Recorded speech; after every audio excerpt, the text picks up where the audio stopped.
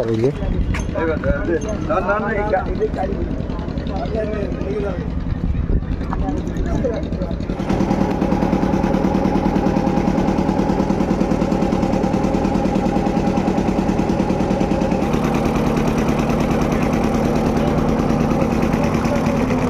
এই যে দেখো নদীর ধারে চলে এসেছি। আর এই যে হচ্ছে এবারে ছোট বোট একটা রাখা আছে, আর ওই দিকে দেখো বোট যাচ্ছে। আর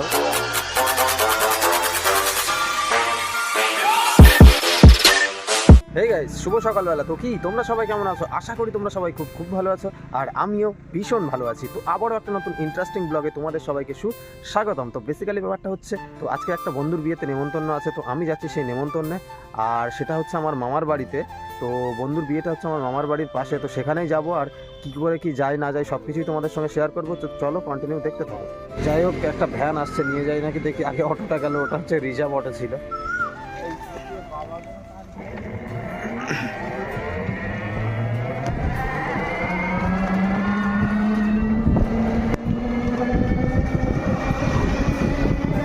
তো গাইজ বেসিক্যালি ব্যাপারটা হচ্ছে, আমি চলে এসেছিলাম মসলন্দপুরে। এখন আমার উল্টে আবার বাড়ির দিকে যেতে হবে। তার কারণ হচ্ছে আমার নেওয়া হয়নি, তোমার হচ্ছে কিছু জিনিস বাকি আছে। মনে হচ্ছে আমার ওষুধটা নেওয়া হয়নি। আর এই যে ফুল কিনে নিয়ে নিয়েছি।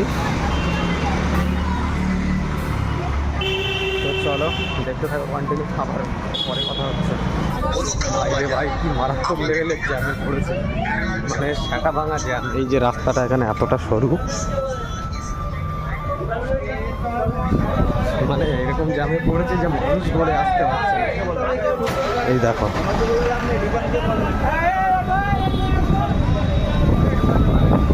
প্রায় 200-300 মিটার ধরে জ্যামের থেকে এই বেরোলাম সবে।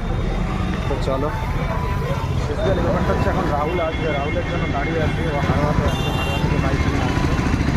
একসঙ্গে যাবো, রাহুল আসবে। চলে এসেছি মাসির বাড়িতে। এই যে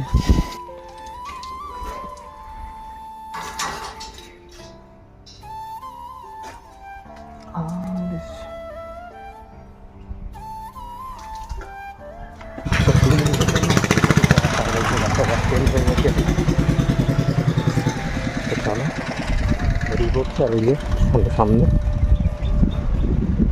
চলে যেতে পারো। তো আমি আর রাহুল চলে এসেছি রাহুলদের এখানে খেয়াঘাটে। তো এই খেয়াঘাট টপকেই ওপারে হচ্ছে মানে গদখালি যাওয়ার যে রাস্তা বা ঝড়খালি, তো সেই মেন রোড ধরে আমরা যাব আর কি, মালঞ্চর ওপর দিয়ে হয়ে সরবেরিয়া হয়ে ধামাখালিতে। তো এখন সে কারণে উঠে পড়েছে আমরা খেয়াতে। আর দেখতে পাচ্ছ মানে এখানেও নদীটা খুবই চওড়া আছে। আর ওপাশ থেকে হচ্ছে তোমার কিস্তি নৌকা, মানে যেগুলো মাল বহন করে যে নৌকাগুলো, তো সেই নৌকাগুলো যাচ্ছে আর কি ওই সাইড থেকে, দেখতে পাচ্ছ।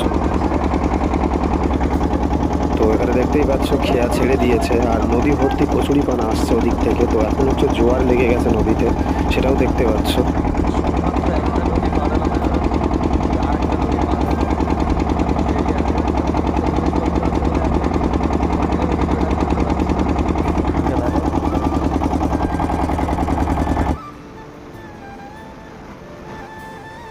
তো ফাইনালি আমরা চলে এসেছি ধামাখালিতে। আর এই যে দেখতে পাচ্ছ এখানে লেখা রয়েছে ওয়েলকাম টু সুন্দরবন। তো এখন আমরা আর কি একদম ফেরিঘাটে চলে এসেছি, দেখতেই পাচ্ছ। চলে এলাম কিছুদিন পরেই, সপ্তাহ-2 পরে আমার এইটা। আর এই যে দেখো এখন জোয়ার উঠেছে। আর ওইটা হচ্ছে ঘাট, বোট ঘাট। আর এটা হচ্ছে খেয়া। আর আমি উঠলাম না, ফুলটা নেব। তো আমি খেয়াতে উঠে পড়েছি। আর এপাশে দেখতে পাচ্ছ অনেক বোট আছে, তো যেগুলো আর কি মানে প্যাসেঞ্জার বোট। আর এপারে আমি উঠে পড়েছি খেয়াতে। তো আমাদের খেয়া ধামাখালি থেকে যাবে সোজা সন্দেশখালি, সন্দেশখালি থেকে তুষখালি, তারপর যাবে বড় তুষখালি।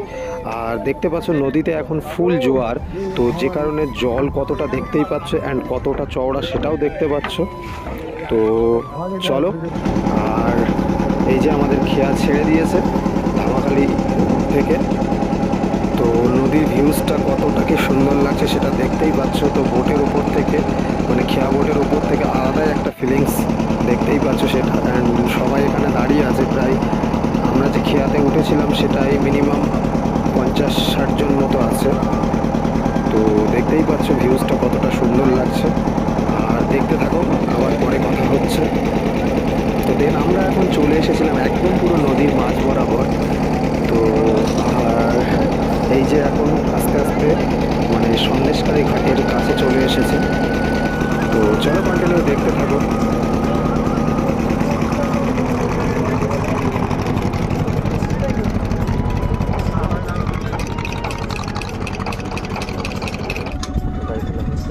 তো এখানে দেখতেই পাচ্ছ বাইক নিয়ে যাতায়াত করা কতটা কষ্টকর। তো এভাবেই আর কি মানুষ এখানে কষ্টকরভাবে যাতায়াত করে, শুধু এখানে বলে না, এই যে সুন্দরবন অঞ্চলের যতগুলো দ্বীপ আছে সমস্ত দ্বীপেই এমন। তো ফাইনালি চলে এসেছি, আমার গন্তব্য হচ্ছে ধুসনিখালি। চলো সামনে নেবে। তো দেখো এই যে এখন মানে বড় দুষ্কালি থেকে এখন আমরা যাচ্ছি ধুসনিখালি বাজারে। তো রাস্তাঘাট মানে ভীষণ বাজে পরিস্থিতি, বাইক নিয়ে যাওয়াটাও মানে ভীষণ রিস্ক, কারণ খোয়া এমনভাবে উঠে উঠে আছে যখন তখন মানে যে কোনো মুহূর্তে বিপদ ঘটে যেতে পারে।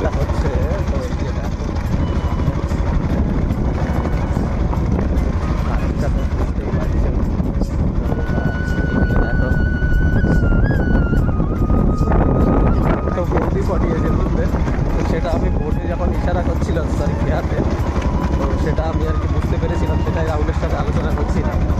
তো যাই হোক, তো এখন দেখি তারা হাঁটতে হাঁটতে আসছে, আর আমার বাইক ছিল সাথে, বাট কী হতে জানি না, হাঁটতে হাঁটতে আসছে।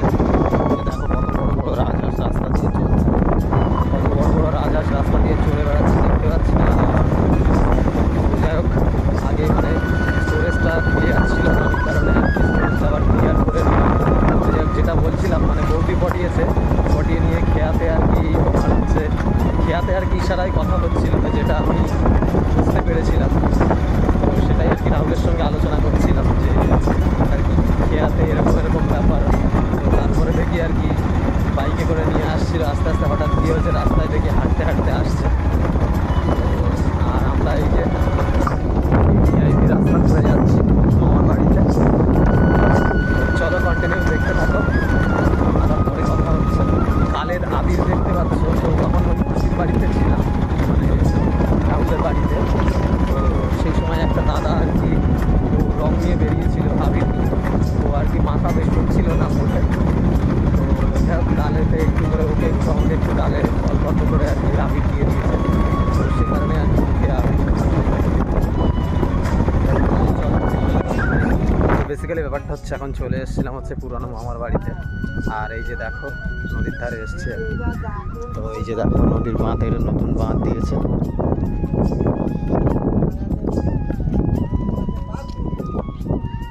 আর এইদিকে দেখো নদীর ধারে চলে এসছে, এখানে দেখো এই যে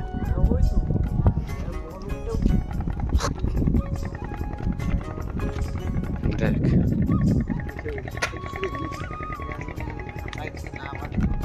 এই যে দেখো নদীর ধারে চলে এসেছি। আর এই যে হচ্ছে এবার ছোট বোট একটা রাখা আছে, আর ওই দিকে দেখো বোট যাচ্ছে, আর ওই যে একটা বিয়ের বোট আসছে।